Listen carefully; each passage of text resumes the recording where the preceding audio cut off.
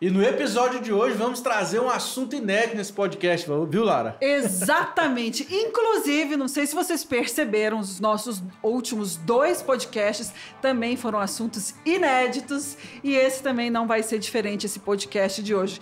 Isso porque quando a gente pensa assim, você vai falar de agro, mas aí, agro é o quê? É plantação, é gado, é boi? Gente, é tanto assunto que a gente pode ficar aqui o ano inteiro falando para vocês de agro sem repetir. Tô exagerando, Pedro Maia? Não, de jeito nenhum. E o assunto de hoje é fertilidade de solo, né? Você que acha que a plantinha não come, ela também precisa das vitamininhas dela, viu? É isso aí. E deixa eu te falar uma coisa, você já tá seguindo a gente? Já? Dá um cliquezinho aqui, ó, segue a gente, já dá o seu joinha. E eu quero te convidar a ir lá também para o nosso portal de notícias, que é o www.agro2.com.br. Todo dia, notícias diferentes, fresquinhas, atualizadas do mundo agro. E te convido também a seguir a gente no Instagram, que é Portal Agro 2. E ouvir, claro, a gente no Spotify, assistir a gente aqui no YouTube, combinado? E no TikTok também, viu? Ah, eu esqueci do TikTok. E o canal de cortes. Nós temos um canal de cortes também, que para você que às vezes está sem tempo de assistir o episódio completo, o link tá aqui na descrição. Acesse lá o canal de cortes para você se inscrever e ver os melhores momentos Exatamente. Aí selecionados para você. Isso tá aí. Bom? Então, vamos largar de conversa fiada, Lara? Bora! E roda a vinheta!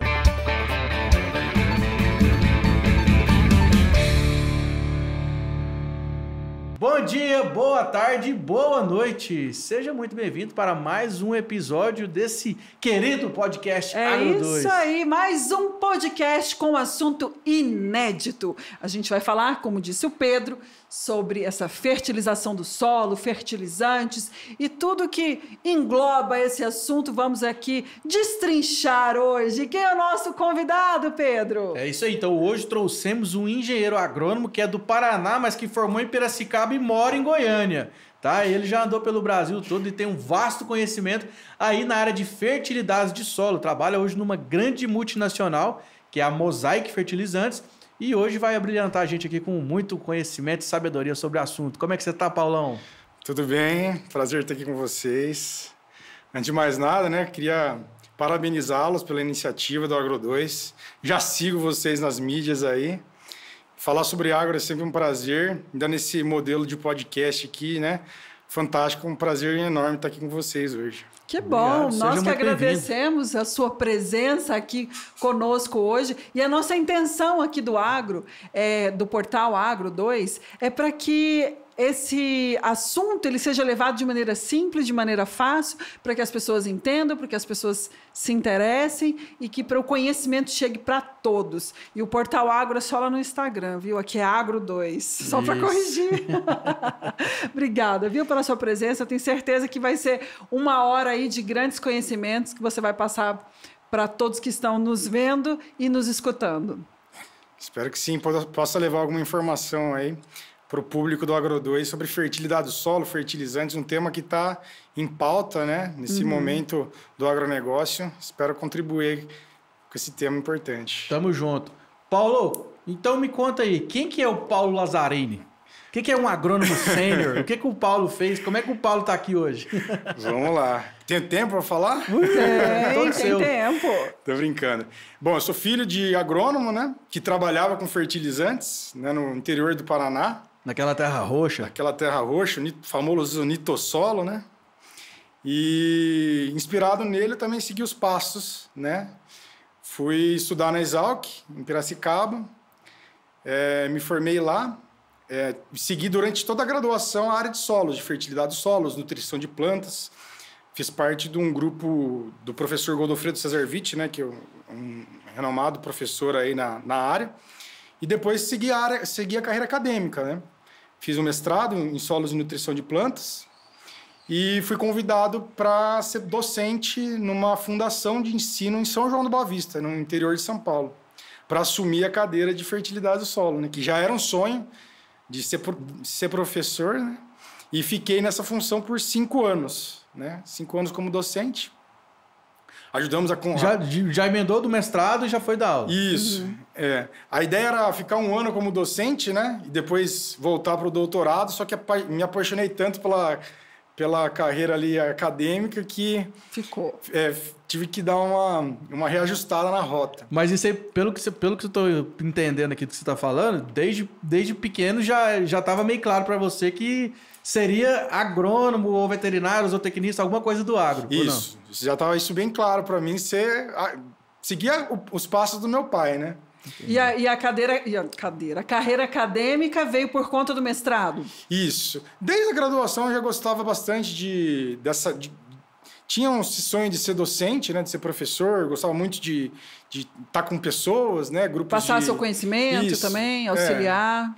E aí deu tudo certo, né? Aí fiquei 5 anos como docente na Unifeob. Tem diversos alunos, amigos aí espalhados no Brasil. Inclusive, deixa eu mandar um abraço pro meu amigo Matheus, lá da Unifeob, lá de São João da Boa Vista. Deve estar assistindo aí. E aí também tive o prazer de ser coordenador desse curso, né, por 2 anos. Só que eu queria, mais uma vez, mudar a minha rota profissional. E aí eu tive um convite, né, para ir para o Mato Grosso, na Fest Agro, né, do Grupo Nitro, ser gerente de pesquisa e inovação lá. Né? Ter uma equipe de pesquisa e inovação. E acabei, né, aceitando o desafio e mudei da sala de aula para um chão de fábrica. Né? Então, trabalhar com formulações, pensar novos produtos, fazer pesquisa. Então, foi uma etapa muito legal da minha carreira.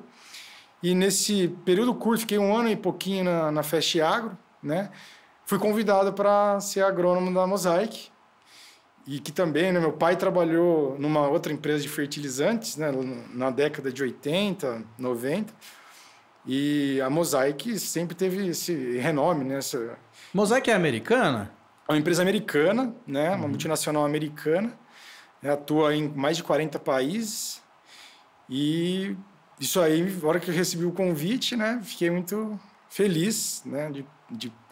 Evidentemente, participei de um processo seletivo.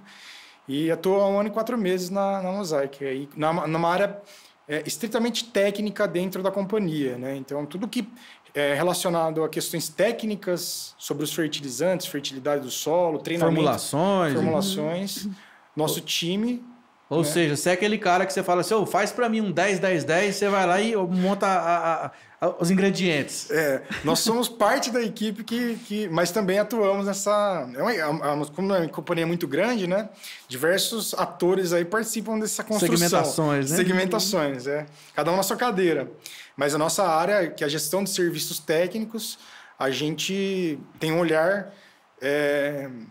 bem restrito aí na área técnica, né? Recomendações. Então, é uma função muito importante dentro da companhia e estou gostando demais de fazer essa parte dentro da Mosaic. Tá em love. 1 ano e 4 meses, Nossa né? Senhora. Tá no auge, assim, tá ali. Fantástico. Agora explica aqui pra gente, para quem tá ouvindo e vendo a gente.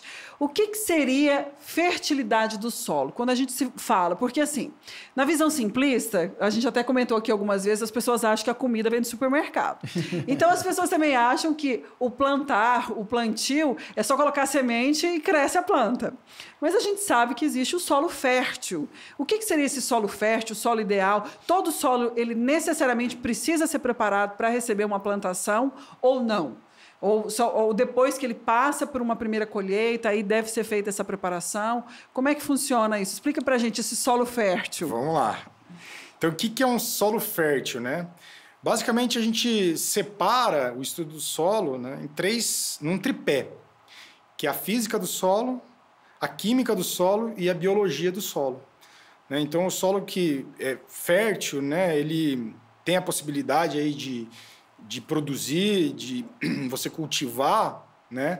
Ele tem que atender qualidades adequadas desses 3 aspectos, né? No que diz respeito à fertilidade do solo, essa ciência está mais atrelada à parte química do solo, né? As outras são extremamente importantes, a biológica e a física, mas a fertilidade estuda um pouco mais a química, né?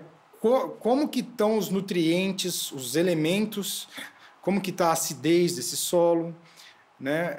A gente estuda as características físico-químicas do solo, ver se ele está apto à produção ou ele precisa de uma correção, um manejo nutricional, para que ele atenda aí os pré-requisitos para atingir uma produtividade, né, adequada para o produtor.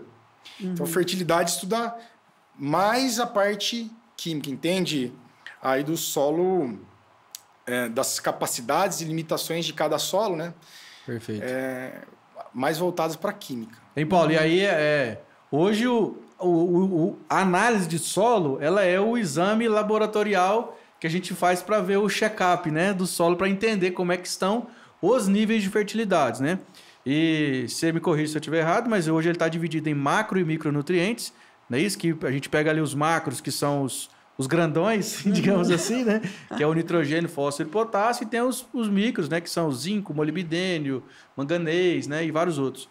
E a pergunta, cara, que eu queria te fazer era a seguinte: como que esses níveis de nutrientes eles são corrigidos através do uso da adubação no solo? Perfeito. Ótima pergunta. Com certeza, a nossa ferramenta mais importante é a análise do solo, né? Isso começa antes da análise, sim, já na amostragem, né? Coleta, né? Na coleta do solo, você precisa fazer isso de uma maneira representativa da sua área, né? Se você já falha nessa etapa, você tem uma análise que não representa o seu talhão. E assim que você cumpriu esse primeiro passo de fazer uma amostragem muito bem feita, você tem que estar apto a interpretar aquele resultado analítico ali. Mostrar para o médico da terra, né? Exatamente. Né? E aí tem muito conhecimento, né? Até regionalizado, né? Dividido em regiões do Brasil. Tipos de solo. Por tipos de solo, até por regiões, né? Por pesquisadores regionalizados que fazem pesquisas regionalizadas para, olhando a análise de solo, chegar numa recomendação, numa interpretação para chegar numa recomendação. Só abrindo um parênteses na sua resposta, que tem a ver também com o que você vai falar, o solo, ele é corrigido em cima do que eu vou plantar ali ou não? Todo solo ele recebe a mesma correção, independente do que ele for receber? Não necessariamente. Boa pergunta, viu? Uma ótima pergunta. Pois Na maioria das vezes, a correção do solo está atrelado ao teu negócio, né? O que você vai plantar. E o grau de investimento também, né? Exatamente. Porque exatamente passa pelo grau de investimento. Que eu posso fazer uma correçãozinha, Exato. ou então eu posso resolver o problema. Você pode usar o genérico ou você pode usar o comercial. Entendi. Por exemplo, existem plantas que estão mais adaptadas a ambientes de acidez de solo. Por exemplo, algumas braquiárias. Né? Então, você pode trabalhar com solos menos corrigidos. Ah, tá. Né? Enquanto que outras culturas, como algodão, batata, milho mesmo, né, são altamente responsivas à fertilidade do solo. Então, faz mais sentido você ter um solo mais corrigido, mais adequado ali em nível de acidez, de nutrientes, porque você vai ter uma resposta econômica, né, que é a produção, né? Uma superprodução, a ponta, né? A ponta é o que fecha lá na última linha do Excel, né? Ô, Paulo, você não repara, não. A gente vai cortando aqui, porque o assunto é bom demais. A cabeça nossa não para. E a gente tem que aproveitar, né, o tempo aqui com o máximo possível. Sim. E até perdi o que eu ia falar. Lembrei. A gente tá vendo um movimento aí pós-pandemia. Pós-pandemia porque não acabou ainda, né? Todo dia tá lançando um negócio novo aí, mas... Cara, subiu demais, né, o preço dos fertilizantes. Aumentos aí de 100%, 150%. Realmente a gente teve... Eu não sou... Dentro da companhia... Não, sim. Eu queria entender assim, por exemplo, os motivos seriam o quê? Devido à escassez ou situação China, Estados Unidos, Rússia? Contextualiza pra gente. Ou tudo isso junto, misturado. Né? Uma avalanche. Colapsou o sistema, né? Primeiro, é um cenário global, isso não é só restrito ao Brasil, né? Se trata de uma commodity, então os preços são mundiais, né? Dos fertilizantes, e são vários fatores, né? Então, começando, por exemplo, aí pela China, aumento do custo energético, então eles mudaram lá a produção, né? O destinamento energético para a produção de fertilizantes, encareceu aí a produção, né? Também embargos geopolíticos na Bielorrússia, que é importante produtora de fertilizantes potássicos, né? outra coisa importantíssima também, o incremento da demanda por fertilizantes, né? De 2020 para 2021, teve um incremento no Brasil de 13% no volume. É muito, né? E Então, você acredita que foi por quê isso aí, esse aumento? Para aumentar a produção mesmo? Na verdade, o cenário está muito positivo. Mesmo com a alta dos fertilizantes, dos insumos de forma geral. O câmbio também, né? Puxou, né? Exato. É um cenário muito positivo para o produtor. Câmbio favorável, preço das commodities agrícolas favoráveis, né? Teve uma supervalorização das commodities agrícolas. Então, o que o produtor não fala é que é o seguinte, o custo aumentou, mas o valor pago na saca também aumentou, né? Muito Exatamente. também. Né? Então, esse aumento, esse incremento da demanda foi muito carreado por esse cenário positivo das commodities agrícolas, né? Do câmbio também. Então, foi um compilado de coisas, né? Exato. Não foi só uma única variável que fez com que tudo isso que culminasse em quase 100% do valor, um aumento do valor dos fertilizantes. Exatamente. Agora, você sabe que eu tenho uma curiosidade, algo assim bem simples, mas... Não tem pergunta simples, Lara. do campo, eu falo assim, todo solo... Eu digo assim, aquele que tem... Não, você vai me responder. Todo solo é possível plantar em qualquer solo, desde que ele seja corrigido? Não estou falando assim de solo arenoso, porque assim, quando eu era criança, eu escutava o pessoal falando assim, não, essa terra morreu, você não planta mais nada nela, porque ela já teve, tipo lá, 3, 4, 5 plantações, e aí tudo que planta lá não dá. Então, assim, é possível haver essa recuperação do solo? Qualquer solo é possível de se tratar e ser um solo fértil ou não? Ou tem solo que realmente acabou?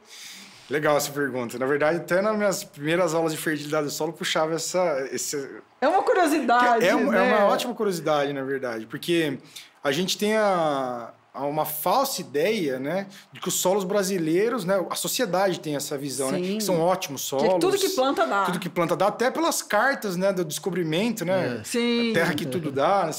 Não sou muito bom de história, não lembro. Mas a gente tem essa falsa ideia que os nossos solos são fantásticos, são maravilhosos e que tudo é possível. E não é bem assim, né? Já chego... É possível sim, mas vou explicar um pouco... Contextualizar um contraste que a gente tem, por exemplo, com o hemisfério norte, né? Aqui a gente está num clima tropical, onde a gente tem agressividade climática, né? Chove muito, temperaturas aí muito agressivas, então é calor o tempo todo, então a biota do solo está toda hora ali ativa, né? A chuva também... é um importante envelhecedor do solo. Sim. Né? Então, num ambiente tropical, a gente tem esse envelhecimento natural do solo, empobrecimento dos nutrientes. Né? Os nutrientes são lavados e vão finalmente chegar lá ao oceano, né? Ao mar. Então, empobrece, sobra acidez. Não só sobra acidez, como também a argila, né? Ela tem uma atividade. Então, essa atividade da argila é o que dá fertilidade para o solo. E a nossa argila ela tem uma menor atividade se comparada ao hemisfério norte, né? Que grande parte do ano tem uma camada de gelo, né? É verdade. Que acaba protegendo. Exatamente. Que interessante. Olha. Então, o nosso solo ele é muito mais desafiador em termos de fertilidade para a gente conseguir deixar ele apto às diversas produções. Exemplo muito clássico disso é o ganho que a gente teve no Cerrado. Perfeito. Né? Latossolão vermelho, né? Exatamente. Os latossolos vermelhos, latossolos Só contextualizar para a moçada o que é latossolo, gente. A gente que acaba entrando no Techniquez e acaba tem de tudo que muita gente está assistindo o programa. E o latossolo é um solo tradicional de cerrados, é aquela terra vermelha mesmo que você vê aqui nas regiões centro-oeste principalmente, né? É a famosa terra vermelha do Goiás. Então, a gente chama de latossolo. Exatamente. Os latossolos são os principais solos do Brasil. Cerradão, né? E são exatamente solos com essas características. Solos altamente aí já tomando pancada pelo clima, né? E eles foram se empobrecendo, ficando mais ácidos, menos férteis. E aí os pesquisadores em fertilidade do solo tiveram que dar um jeito, né? Para resolver esse problema. Esses gargalos de fertilidade do solo e a gente conseguir ter produções. Mato Grosso, Goiás, todo o Mapito, Bahia, né? Então, o que foi essas adaptações que a gente tem que fazer? Correção desses solos, né? Com calcário, gesso agrícola, uso de fertilizantes. Adubação verde também, né? De pratos culturais. Exatamente. Todos os princípios do plantio direto também, né? Rotação de culturas. E só foi possível a gente, né, ocupar com a agricultura essas áreas porque a gente corrigiu esses ambientes que antes não seriam tão aptos ou tão produtivos para as commodities agrícolas, né? Então, respondendo agora a sua pergunta, né? Desculpa. Não, foi excelente. Uma aula. Exatamente. O sangue de professor ainda... Não, e principalmente a descoberta de que o solo brasileiro não é tão fértil assim como existe isso no imaginário. Exato. Não é fértil, mas ele tem todas as condições. Exatamente, claro. Senão nós não seríamos a potência que nós somos na agricultura. Ele não tem tanta fertilidade, né? Como se a gente for fazer um comparativo com o hemisfério norte, mas a gente consegue produzir. Tanto é que a gente é grandes produtores do mundo, né? E aí a gente precisa só que usar o manejo químico do solo, né? Corrigir a acidez, né? Corrigir o solo em profundidade. Já que a gente não tem a argila muito ativa, a gente tem que explorar a profundidade do solo. Então a gente precisa corrigir perfil, né? Isso passa por calagem, por gessagem e fatalmente aí por uso de fertilizantes, colocar nutriente, uma vez que esse solo foi ao longo de muitos anos se empobrecendo naturalmente, né? Foi degradado. Então a terra ruim sai plantinha de lá ou não? Se a gente não fizer o manejo, né, não usar sai nada. as técnicas de correção do solo e nutrição de plantas, não sai nada. Pode até sair, né, mas com zero de competitividade comercial cada vez mais a gente está buscando um agronegócio de ponta, né? Sim, com o advento da tecnologia, trazendo a tecnologia para esses solos que estão muito empobrecidos, é possível então fazer uma plantação ali. É possível. E falando em performance, tecnologia e tudo mais, o que seriam os fertilizantes de alta performance? Legal. É exatamente isso que a gente trabalha, né? 99% do nosso tempo na Mosaic a gente... Não, isso é pura ciência, né? É pura ciência. É pura ciência. Exatamente. Da mesma forma que outros insumos defensivos, herbicidas, fungicidas, inseticidas, tiveram aí sua curva de desenvolvimento, né? Melhores moléculas que controlam pragas específicas sem agredir o ambiente, né? Transgenia, toda essa revolução do agronegócio, né? A gente também teve isso para o fertilizante, né? A gente também busca isso para o fertilizante, né? Então a gente tem fertilizantes convencionais, né, de baixa tecnologia e inovação em fertilizantes, que é o que a gente busca, né? E é importante, né, até eu só desmistificar um pouco disso, separar esses dois nichos, né?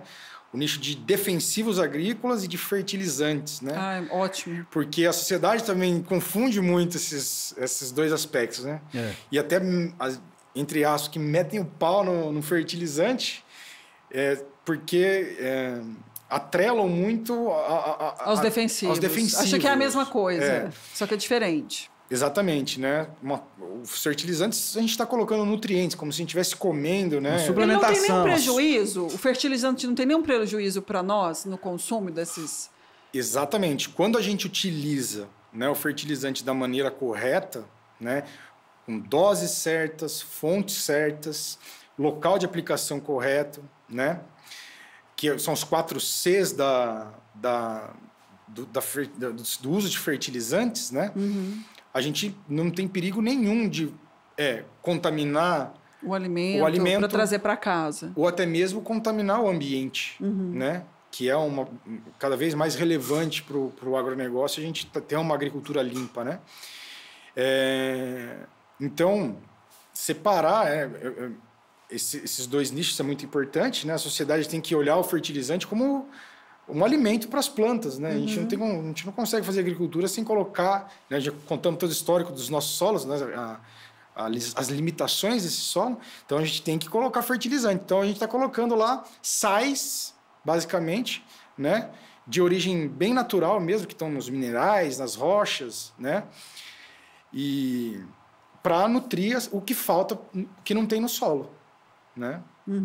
Diferentemente dos defensivos, que daí eu estou usando uma molécula né, química industrializada, aí eu não estou tirando a importância, os dois são importantes, não existe agricultura sem nenhum dos dois insumos, né? Só separando cada um na sua devida caixinha, sim, né? Sim. E aí, eu tô dando volta, né? Mas para chegar no que é fertilizantes de alta performance, né? Que passa por eficiência, né? Incrementos, né, de produtividade.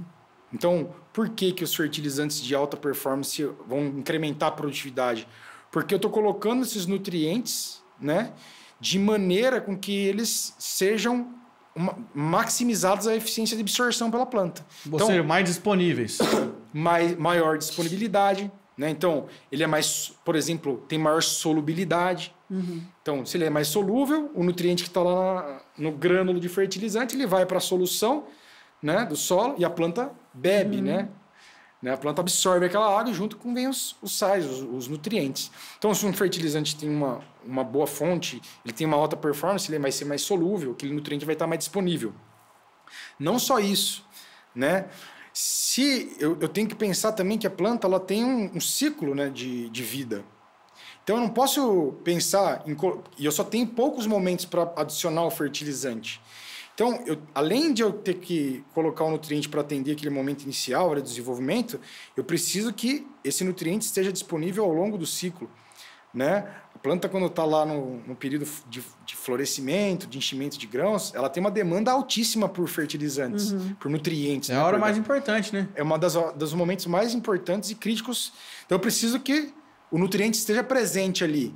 Então, alta disponibilidade de nutrientes, você fornecer esses nutrientes de forma alongada no ciclo, né? Então, do início ao fim, esses nutrientes estarem disponíveis para as plantas.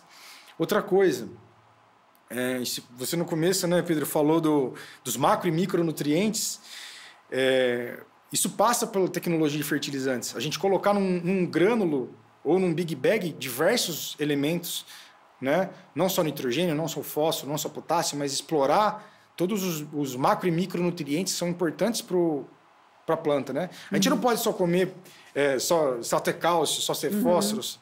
A planta é a mesma coisa, né? Ela precisa ter Então tem uma junção aí. Então eu tenho a correção do solo, mas depois o uso do fertilizante também. Exatamente. Então são as duas técnicas. Então tem que haver a correção e depois a fertilização para que a planta realmente ela desenvolva na sua melhor performance. Exatamente. E me conta qual que é a diferença de fertilizar e adubar. Fertilizar e adubar. Tem diferença? Olha, essa pergunta aí... Agora eu acho que fertilizar vai mais do ponto de reprodução. Então, por exemplo, porque, o fruto precisa da fertilização. Porque eu tô lá em casa, vou comprar um adubinho para essa samambaia aqui. É a mesma coisa? Eu estou fertilizando ela. Eu diria que são sinônimos. Né? São não sinônimos. tem diferença. Na fala leiga, sim, né? Não porque, então, digamos assim, na fertilização, eu entendo que seria algo relacionado à reprodução. Por exemplo, o maracujá, ele tem que ser fertilizado para ele dar um fruto. Mas o que eu estou falando de fertilização é de gameta masculino e feminino, pólen, nasce fruto. A adubação, eu estou falando de disponibilizar nutrientes para aquela planta.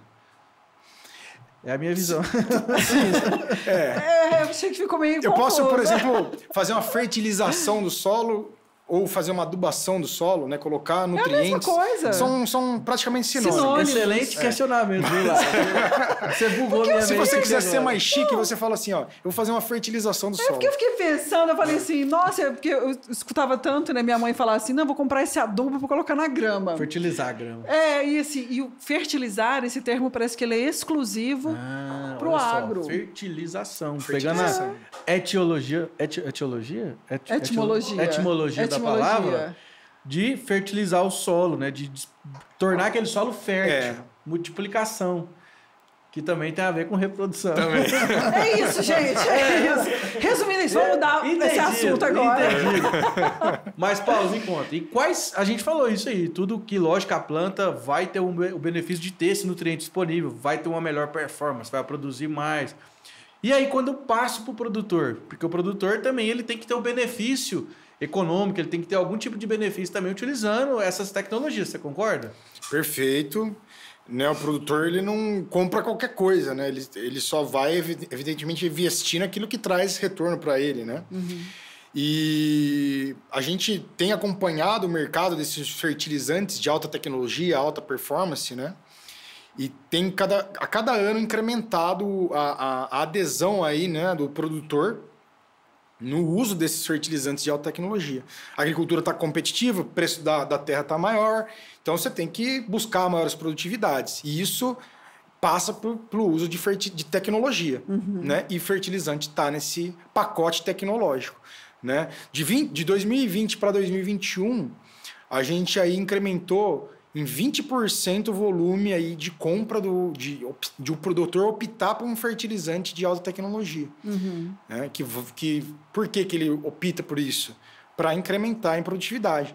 Então, por exemplo, o nosso fertilizante fosfatado de alta tecnologia, o Micro Essentials, que está há 10 anos já no mercado, né? Então muito sólido já, o produtor já conhece a tecnologia, já usa, Brasil todo, em outros países também.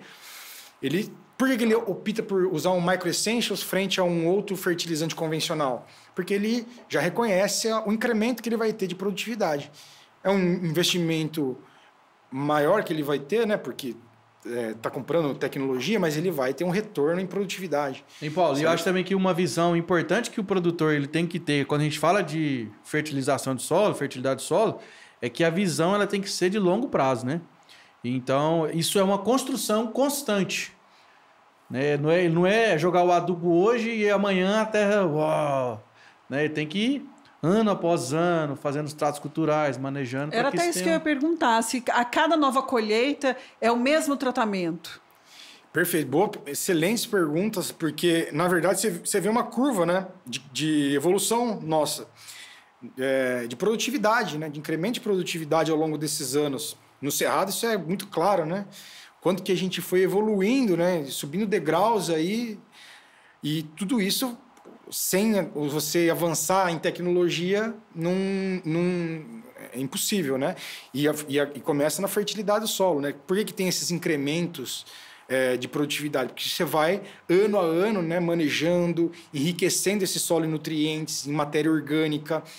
Você vai fazendo o manejo agrícola e vai, ano a ano, enriquecendo, né? Deixando esse solo mais apto ao atingimento dessas altas produtividades. Tanto é que quando a gente vê anúncios de fazendas à venda, eles já colocam lá assim, ó, terra cultivada há 20 anos. E isso valoriza o passe, né? Exatamente. Os primeiros anos, depois de você abrir uma nova área, são os mais difíceis de você atingir altas produtividades. Mais desafiadores. São as menores produtividades. E a cada ano, você vai enriquecendo, né? Você vai usando fertilizantes, vai se corrigindo com calcário, gesso, você vai subindo um degrau. E aí você pega produtores altamente tecnificados, com um histórico de agricultura nessas áreas. Chega um momento que, se ele fizer o básico, ele já não consegue subir o próximo degrau. A vírgula, né? O zerinho depois da vírgula. Exato. Né? Sim, porque o mercado está cada vez mais competitivo. Exatamente. Então, se ele quiser ser grande, não tem como ele ficar para trás. Não. E eu achei interessante o negócio que vocês falaram, né? De estar corrigindo o solo sempre dando o próximo passo, subindo um próximo degrau. Porque há um passado não muito distante, quando eu estudava, né, lá na escola, né, eu falo assim, tinha a terra, ela era dividida em 4. Eu plantava aqui 2, 3 vezes, aí ela não dava mais nada. Eu vinha para esse outro quadrante aqui 2, 3 vezes, não dava nada. Aí utilizava tudo, acabava com tudo e partia para o próximo. E hoje a mentalidade é outra. É esse cuidar constantemente da terra para que a fertilidade dela sempre esteja em alta. É um investimento que, quando você olha para o valor do produto, você fala, nossa, mas é muito alto. Mas o valor que você vai ter a longo prazo, aí não tem preço. Sem dúvida. Isso é que você falou, é muito importante, né? A gente quebrou o nomadismo. Sim. Né? Aqui ficou ruim, aqui não produz mais, porque a gente exauriu esses solos e temos que sair daqui. E era uma prática comum. Até mesmo porque a tecnologia também, ela era ainda aquém. Mas hoje não tem justificativa para agir assim mais. Exato. Hoje a gente tem alternativas, né? De você levar até essas áreas os nutrientes que as plantas vão naturalmente extrair do solo, né? Toda vez que a gente está comendo um arroz com feijão, um bife, ali tem nutrientes, nitrogênio, tem fósforo, tem potássio, tem cálcio, né?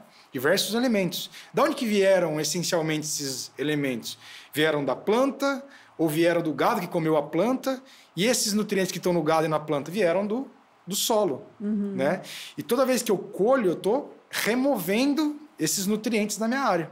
Se eu faço isso de uma forma sem repor, sem ter a seta voltando, eu estou só tirando.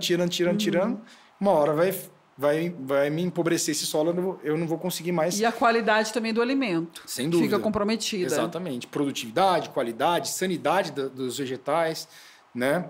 Então você acaba baixando produtividade e qualidade. Então o produtor não tem como correr dos fertilizantes, da correção do solo hoje. Não existe falar de agricultura de alta performance sem falar de fertilizantes, sem falar de correção de solo e também de defensivos agrícolas. Não tem como. Não tem como.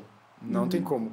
Principalmente no nosso cenário, né, tropical, praticamente, vamos dizer assim, não competitivo você trabalhar sem correção de solo, sem adubação, sem, inclusive, aí, uso de defensivos, né? Como eu já disse anteriormente, é um clima muito agressivo, né? Proliferação de pragas, doenças, solos que foram lavados, né, ao longo de muito tempo, né, a gente chama de intemperismo isso, né? E foi empobrecido. Então, sem esses insumos, fica muito difícil a gente ser competitivo no agronegócio. E isso é muito mais importante ainda aqui no nosso ambiente tropical. A gente tem essa desvantagem, né, de competitivo, porque nosso clima é muito agressivo. Só que, em contrapartida, a gente tem uma grande vantagem de fazer várias safras no mesmo ano. Por conta do clima. Essa é uma dádiva que Deus deu pra gente, né? Que é você pegar os países do hemisfério norte, igual você falou, metade do ano é gelo. Sim, aí não tem como. E a como, outra metade do ano dá para produzir, né? Exato. A nossa agricultura, então, ela é mais cara? Vamos dizer que talvez seja mais cara, tá? Mas eu diria que ela exige um nível tecnológico maior, né? Boa. Eu acho que seria isso não precisa ser necessariamente caro, né? Se você fizer um manejo aí consciente, racional, usar os nossos benefícios, são fazer 3 safras, você consegue ser muito mais eficiente que quem consegue fazer no máximo 2 safras por ano. Aí eu acho que na questão que tange Brasil, a gente tem também fatores extrínsecos, né? À produção, porque o produtor rural, ele é um cara hoje brasileiro que dá aula para o mundo de resiliência, de empreendedorismo e de capacidade de passar por cima de tantas adversidades, né? Porque hoje o cara, produtor para produzir, conseguir levar a soja lá no Porto de Paranaguá, que vai para exportação, um monte de estrada ruim, caminhão que quebra, metade da safra que fica no meio do caminho, né? Isso aí também é um custo que tem que ser computado, né, Paulo? Sem dúvida, tem esse custo Brasil aí, sempre fica em segundo plano. Então não é só no campo que deixa mais caro, tem o custo Brasil todo que envolve o processo. Inclusive, né, não é muito minha área, vou dar mas o custo, né, logístico da saca de soja, por exemplo, né, ele tem diminuído, visto que a gente vem aumentando nossa malha rodoviária, ferroviária, tudo bem na velocidade do Brasil, né? Esse elefante que vai caminhando. Essa fazendona. Na velocidade do Brasil foi ótimo, mas é bem isso. A passos bem lentos. A passos lentos, mas a gente vem progredindo, diminuindo esse custo logístico, né? Ficando mais competitivo, né? Se fizer um comparativo do custo logístico da soja americana para a soja brasileira, se a gente pegar 20 anos... Esse custo está ficando cada vez mais próximo um do outro. Né? Até porque também é lastreado em dólar, né? Exatamente, é uma commodity. Isso é uma commodity. É importante para um país continental como o nosso ter sanar essas questões logísticas, né? Tanto de levar o fertilizante do porto para cá, como exportar a soja também, acessar o Brasil também pelo Arco Norte também é uma grande vantagem competitiva nossa que a gente tem que explorar. E o Brasil tá aos poucos já viu e já está buscando esse caminho, né? Ficar mais competitivo. Paulo, e que cuidados que você acha que o produtor ele tem que ter na hora de aplicar esses fertilizantes, né? Você contextualizou, falou muito bem aí a questão da disponibilidade dos nutrientes, dos fertilizantes de alta performance, mas não é simplesmente chegar e jogar isso no solo lá de qualquer jeito. Foi lindo. Né? Exatamente. Então, a gente já falou, né, de um aspecto principal, que é você fazer a amostragem de solo, ter análise de solo, né? Fazer a amostragem muito bem feita, ter essa análise de solo, baseada nessa análise de solo e das recomendações regionalizadas, você chegar aí, né, numa recomendação de adubação. Numa fórmula perfeita para você colocar ali. Exato. Né? Respeitando a fonte de fertilizante que você vai utilizar, a dose de fertilizante que você vai utilizar, quando você vai aplicar esse fertilizante e também o local de aplicação desse fertilizante. Esses são os 4 pontos que a gente tem que seguir. A gente, né, tentando ajudar também nessa direção, dentro da Mosaic, a gente dedicou aí todo um desenvolvimento de uma ferramenta chamada Nutrição de Safras, né, um aplicativo para tanto Android quanto gratuito, né, onde você sobe, né, suas informações de fertilidade do solo e, inclusive, suas expectativas de produtividade, e você já tem uma interpretação dessa análise. Ô, louco. E, finalmente, uma recomendação de adubação. Fantástico. Né? Para o produtor aí que, às vezes, não tem o suporte de um engenheiro agrônomo ou é leigo nessa área do conhecimento, é uma ferramenta que auxilia bastante, né? Facilita ali ele ver o que está bom, o que está ruim, o que está faltando, qual que seria uma recomendação para o atingimento dessas produtividades. Então, é uma ferramenta aí que começou com soja, a gente está expandindo para 33 culturas. Então, desde do grande produtor aí, né, de commodities até o produtor de HF, né? HF é hortaliças, viu, gente? Hortifrutis. Exatamente. Falamos, tem uns podcasts aí para trás, das hortaliças. Ele vai ter acesso à ferramenta de forma E agora gratuita. eu queria... Outra curiosidade que eu tenho. É uma ilusão, então, acreditar que quanto mais fertilizante eu utilizar, maior a performance que eu vou ter no meu plantio. Pode ser até um efeito rebote, um efeito chicote, venenoso. Então, eu falo assim que o tamanho da dose é o que vai dizer se ela é um veneno ou se ela é um antídoto. Então, tem isso, tem que ter esse cuidado também. Então, eu imagino que você, trabalhando à frente da empresa, você está nessa parte técnica, isso tem que ser muito bem tratado com o produtor. Porque, às vezes, no desespero ali de querer produzir mais, não, eu vou colocar mais fertilizante, ou também o contrário, não, eu quero economizar, eu não vou usar tanto fertilizante. Então, não adianta, é uma matemática que existe ali, se tem a recomendação do produto, ela deve ser seguida. E exatamente uma matemática que tem mesmo para isso, né? A gente tem as curvas de resposta. Que são estudos que vocês fazem, exato. Não é um achismo, simplesmente. O que eu acho bacana é porque eu tô invadindo demais a pergunta. Porque é como se fosse o corpo humano, né? Não adianta você tomar uma dose de um remédio muito alto ou de uma vitamina que seu corpo não vai absorver. Ou se você está doente, tomar uma dose mais baixa, você não vai tratar, não vai corrigir aquela doença, eliminar aquela falta. Até a frase do Paracelso, um filósofo grego, se não me engano, que a dose faz o veneno. Isso, era isso, né? Que eu queria falar. A dose faz o veneno. Então... e isso tem, no que diz respeito aí no agro, a gente tem vamos ampliar esse negócio, né? A dose faz veneno. Se eu usar uma dose muito alta, ao invés de beneficiar, né, um incremento de produtividade, por exemplo, eu posso ter um efeito negativo de salinizar, de diminuir a produtividade. E não só prejudicar a planta, você pode prejudicar o ambiente, né? Para que eu vou colocar uma dose elevadíssima que a planta não vai utilizar? Se não vai utilizar, vai para onde esses nutrientes que vão ficar em excesso? Pode, né? Desperdiçar, né? Desperdiçar. Dinheiro e matéria-prima. Exato. Você pode, inclusive, causar um impacto ambiental, né? Contaminar lençóis freáticos, águas superficiais, etc. Mas, assim, o produtor brasileiro ele é muito eficiente nesse aspecto, né? Ele conhece, as instituições de pesquisa também dão esse fomento aí para o produtor usar a dose certa para atingir aquelas produtividades, para não usar nem abaixo, né? E nem em doses que não são necessárias, né? Então, a gente tem para cada região essas recomendações. São curvas de resposta. Ó, você colocou 10... Você vai produzir isso quando você tem uma fertilidade do solo, um solo com esses aspectos.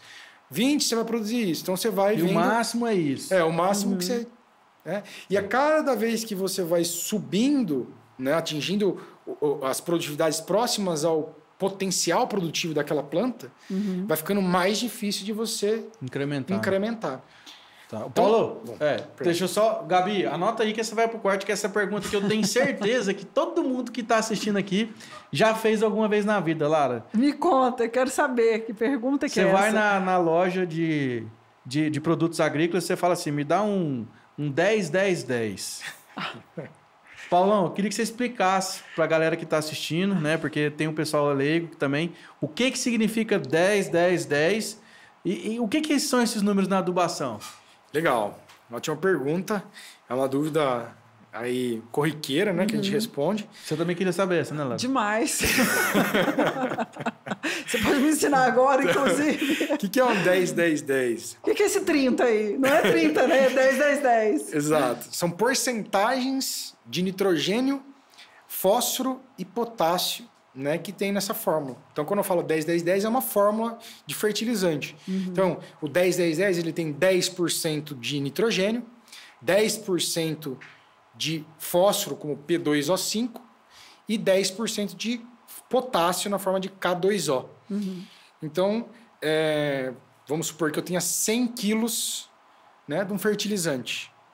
Eu tenho 30% de nutrientes ali, né? 10% de nitrogênio, 10% de fósforo e 10% de potássio. Certo? Entendi. Então, essas fórmulas... E os 70? O que são os 70? Ai, ai, ai. Os 70, né, podem ser íons acompanhantes desses, dos nutrientes em si, né? Então, eu vou ter, por exemplo, cálcio, vou ter, por exemplo, o cloro do KCl, né, que é o sal que a gente usa como fonte de potássio. Então, esses íons acompanhantes vão complementar esses outros 70%. Agora, tem outros casos, né, que são chamados de enchimento, que é a nossa, por exemplo, a gente não trabalha, que daí as produtoras de fertilizante colocam fontes de menor qualidade e disponibilidade de nutrientes para encher mesmo o que falta para a fórmula. Então, ele coloca um calcário granulado, um quartzo granulado, silicatos granulados, né, para fechar a fórmula. É uma prática até para você ser mais competitivo, baixar o preço do fertilizante. E aí, no caso, você está vendendo um produto de menor... Um placebo, né? Um produto de menor qualidade para o produtor. A gente não trabalha com esse... Só de alta performance. Só de alta performance. Foi um ótimo esclarecimento. Eu também gostei também desse esclarecimento. E aí, continuando esse seu esclarecimento, eu queria saber sobre essas fórmulas que você falou que essa aí é tipo um placebo. As empresas, eu entendo que elas pesquisam muito, o tempo todo é uma ciência, elas estão pesquisando e a natureza também ela é mutável. Essas fórmulas... elas mudam muito com as pesquisas e com o tempo? Ou existe assim, não, para eu fazer a fertilização, sempre será esse produto, o solo sempre vai necessitar disso? Ou há uma mutação, assim, de tempo em tempo, de 10 anos, ou pelas pesquisas, ou pela própria necessidade do solo? Como que é feito isso, essas mudanças? Se é que existe mudança. Existem mudanças, sim, em diversos aspectos, né? Não só na fórmula que você vai utilizar, né? E, por exemplo, se você vai usar um 10, 10, 10, um 5, 25, 25... Esses conceitos, eles mudam. Eles vão se adaptando, por exemplo, para a cultura, para a região, para a tua expectativa de produtividade. Como que é o seu manejo, se você aplica tudo no início, ou você consegue parcelar essa adubação. Então, são diversos fatores para você chegar. Mas esse conceito de hoje existia há 20 anos ou não? O conceito de você usar formulações existia. Sim, mas mudou essa formulação de lá para cá? Cada região teve seu desenvolvimento, né? E seus ajustes. Mas a base é a mesma. O conceito é o mesmo, né? Só tivemos esses ajustes de acordo com as necessidades das culturas. A soja precisa de mais fósforo, vamos concentrar essa fórmula em fósforo. Ela precisa de um pouco mais de potássio. Ou ela precisa de uma relação fósforo-potássio parecida. Vamos fazer uma fórmula com esse aspecto. Tudo isso, né, é fruto tanto da iniciativa pública, né, de faculdades, institutos de pesquisa que vão chegar nessa recomendação, como também até mesmo de produtores, né? Iniciativa privada que também pesquisa, vai no próprio manejo, no dia a dia, ali nas safras, evoluindo, né? Aprendendo, otimizando, né? Qual que é o melhor manejo para cada situação. É a prática que faz o negócio acontecer. Exato. E não só, né, como eu disse, na formulação, né, qual você vai usar, qual formulação é mais adequada, qual a dose mais adequada, qual o momento mais adequado de você aplicar, em que local é melhor, se você vai fazer a lanço, se você fazer em suco de plantio, quais nutrientes que você vai colocar. Por exemplo, né, por muito tempo, o enxofre, o magnésio, né, micronutrientes ficaram totalmente em segundo plano no manejo nutricional do produtor. Né? Verdade. E, ao passo que a gente foi aí evoluindo a analisando e vendo os resultados, aí foi visto que era necessário voltar com eles. Hoje você fala para um produtor de alta tecnologia que ele não, que ele não usa enxofre, ou magnésio, ou boro no manejo dele ali, ele já está bem ultrapassado, tá trás, né? Já está perdendo... Hoje o que está valendo, Lara, é o 0,1, 2, 3 ali depois da vírgula. Hoje o produtor de soja, de milho, ele quer produzir, ele está produzindo 85 sacas, ele quer produzir 85,2, 85,3, vai subindo gradualmente. A Gabi está perguntando aqui como escolher entre fertilizante sólido e entre fertilizante líquido. Excelente pergunta, Gabi. Beleza. Fertilizantes sólidos, né? Você vai aplicar o que até o professor Witt mesmo fala, na boca da planta, né? Na raiz. Na raiz, certo? Então, você tem uma vantagem de você usar os fertilizantes sólidos, que é a alta concentração que você consegue, né, nesses fertilizantes de nutrientes, né?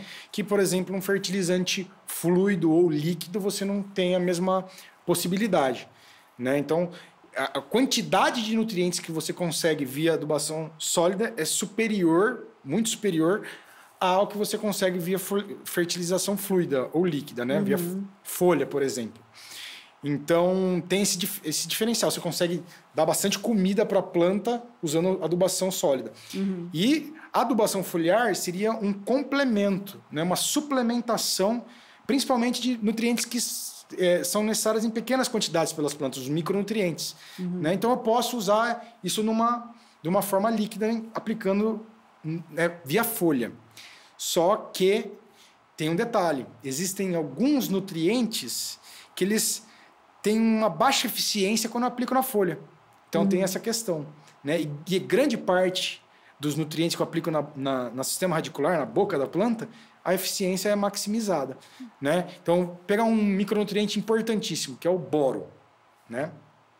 O boro serve para o crescimento inicial da planta, né? Sistema radicular, parte aérea, florescimento, né? Pegamento de flor, fertilidade da flor, né? De polinização, de crescimento de tubo polínico, formação dos grãos, né? E também do enchimento de grãos. Então, é um micronutriente extremamente importante, que eu preciso estar com ele no meu manejo. Né? E no nosso solo são altamente pobres em boro. E aí eu tenho essa possibilidade. Eu coloco o boro via solo, um fertilizante sólido, ou eu coloco ele via foliar.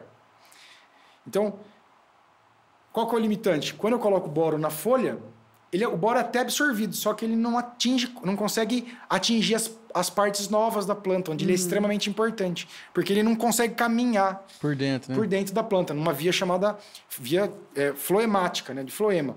Detalhe, mas aplicou na folha... Floema é a veia da planta, xilema e floema. Isso.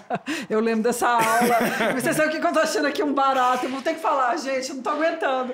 Gente, quando eu estudava a tabela periódica de química, eu falava assim, aonde que eu vou usar isso? Eu nunca mais tinha ouvido falar no boro. Então, gente, tem função sim, decora a tabela periódica, que uma hora você vai usar, dependendo da sua profissão. Adorei escutar esses nomes Paulo, aqui. E você corroborou muito bem, porque a gente teve vários podcasts aqui com profissionais de irrigação. E que eles falaram pra gente o quê? Muita gente tem a ilusão que tem que molhar a planta. Não, mas tem que molhar o solo. Porque a boca da planta tá na raiz, não tá na folha. Exatamente. E tem um fator importante de você molhar a planta, né? Quanto maior umidade você tem ali na superfície da folha, né, na parte aérea, maior fica atrativo para o patógeno, né? Fungo, Doença, né? fungos, Sim. bactérias. Então é um prato cheio. Então por isso que se colocar água embaixo, ou os próprios nutrientes, né? É mais eficiente uma adubação via adubação sólida, água na boca da planta, né?